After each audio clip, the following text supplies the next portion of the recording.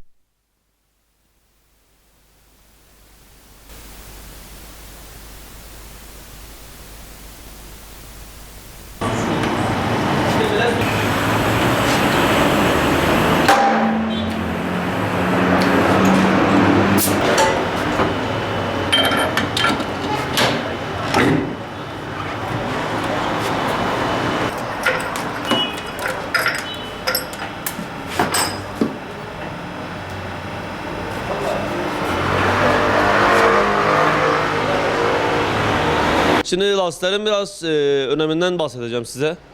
Şimdi lastik ayakkabı gibidir. Yani yazın kış lastiği takılmaz, kışın da yaz lastiği takılmaz. Çünkü yazın kış lastiği takılırsa hem yani frende biraz zorluk yaşarsınız, aşılma gibi olaylar falan olabilir. Aynı şekilde kış lastiğini de yazın takarsanız olur bu. Şimdi kış lastiği biraz desenli bir şeyimizdir.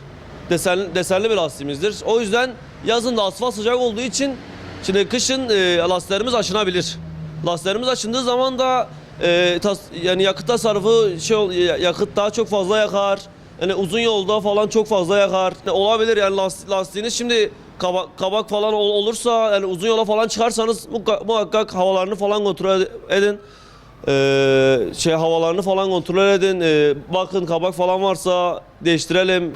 Yani o sizin lastiğiniz 40.000 kilometre yaptıysa hani 50.000'e zorlamayın. O lastik yani ölmüş olabilir, kabak olmuş olabilir. Yani siz sağınızda önemli değil. Yani o lastik öldüğü zaman yani takla fatla açarsınız uzun yolda olabilir bazı şeyler.